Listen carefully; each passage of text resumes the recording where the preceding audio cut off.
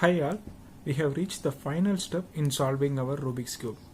So only the edge pieces are pending to be solved now.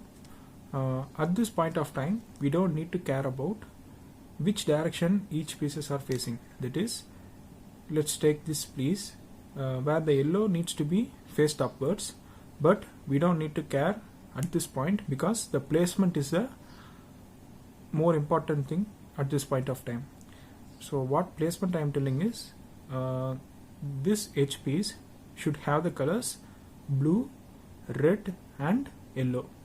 Okay, so this piece is having blue, red and yellow, so the placement of this piece is correct. Whereas if we see in this edge, orange, blue and yellow, but instead it's having red, green and yellow. Okay, so in the similar way this is also not correct and this piece is also not correct. So we are going to swap two pieces and another two pieces in order to make the placements correct. Okay, so how we are going to begin the swapping? Which piece is going to be swapped first? That is the most important point in this scenario. So let's say like orange and green. This can be swapped in the first swap itself. That is, one time if I swap, this can come to this position. Whereas blue and orange, it need to come here and then it need to swap again to here. Then only it can reach the correct placement. Okay, so we need to swap blue and orange with green and red first, so that green and red will be matched in the first step itself, but blue and orange will be present here and yellow and orange and green will be present here. Then blue and orange and green orange will be swapped, so that green orange will come here, blue orange will go here. Okay, so our first step is decided by the piece which need to be swapped twice. So here in our scenario, blue and orange is the piece which need to be swapped twice.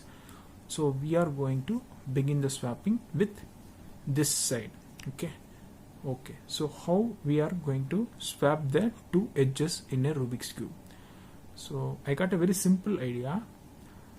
Let's go like, I'm just rotating downwards the right hand face where the pieces need to be swapped are present. Then I am separating the edge piece to one of the edge portion of the Rubik's Cube and I am turning back. Okay, then I am turning the opposite direction.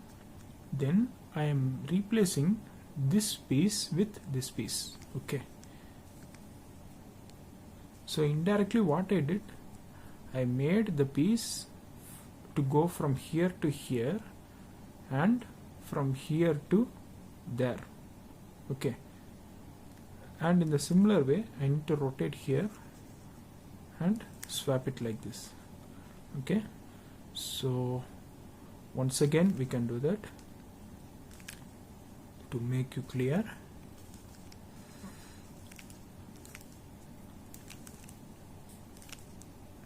Okay, so this was the scenario at the beginning. So what I am doing, I need to swap this piece to this piece. So I am separating this piece first like this and again turning back. Then I need to place this piece to here. So how I am going to do that? By making this piece go to the bottom level so that I can replace this piece there. Okay, then I will move it back again.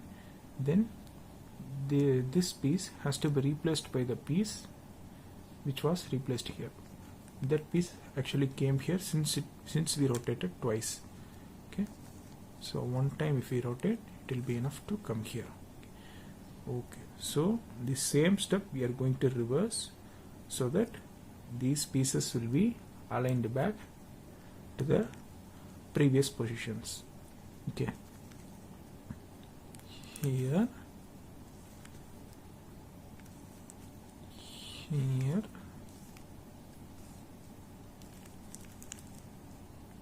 and here.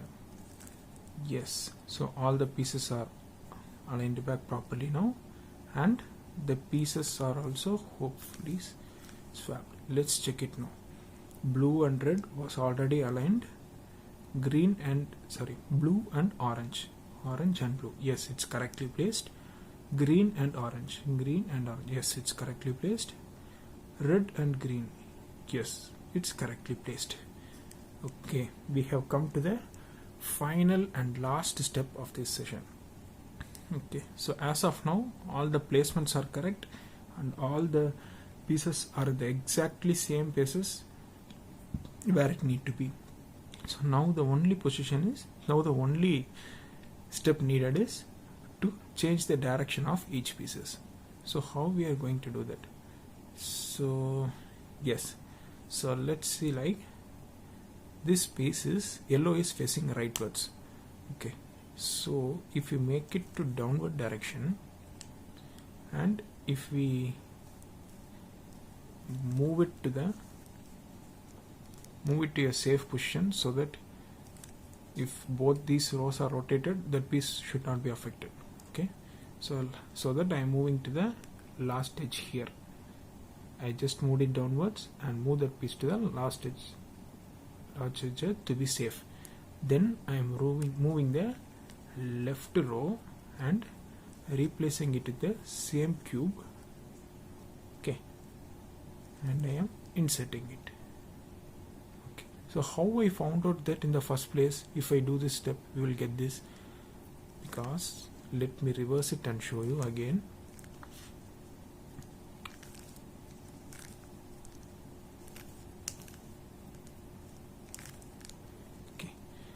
This was the previous state, and when I moved this row downward, at this time I could see like the yellow was facing right side. So when a yellow piece can face right side, if we think precisely, we can say like if we move the left row towards the right direction, then all the yellow pieces will be pointing towards the right side. So we can use the same strategy and use it here. Okay, so that's how I got this idea. So I am separating the piece again and keeping it in a safe position, so that even if both these rows are rotated, it won't be affected.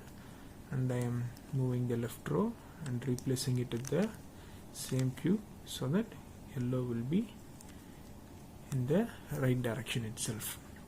Okay, so now these are changed, so I am going to reverse it.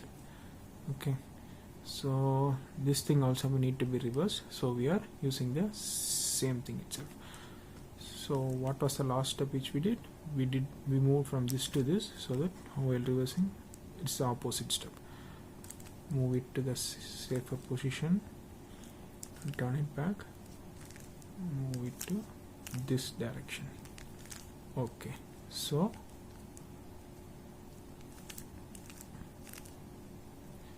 this piece was assigned back. Okay, so now only these two pieces were pending. So here if we see, this yellow face is pointing frontwards. So when a edge can face frontward, we can say if the column is rotated down, it can face frontward. So the same strategy we can apply here. I am rotating the front face towards downside, and I am separating the cube to a safer position, then rotating it again, and I will make the right row downwards and replace it with the same cube, but is aligned in a different direction. Okay, so I am going to reverse the step to make these changes come back. But while going back, I am using a different row. Okay, so I am just again separating the cube piece to a safer position, aligning it back, replacing it with the same cube. Yes, so all the pieces are in the correct placement and all the pieces are in the correct alignment also. Okay, so successfully we have solved the Rubik's cube by using our own logic and our own derived formulas. Each of us can try with a different formula. Just you need to rotate and think how we can swap it, how we can flip it, how we can change the direction of the edges. I hope everyone would have understood what logic which we have used now to solve this Rubik cube. It was very simple, just flipping, swapping and just shifting between the placements was the logics needed here. And for doing those things we used the idea of doing a step and reversing it back with the changes in the front row itself. Okay, so the same logic can be used in all the 4x4 cubes, 8x8 cubes, 12x12 cubes also. I hope you really enjoyed the video and you will be benefited by these logics. Thank you all.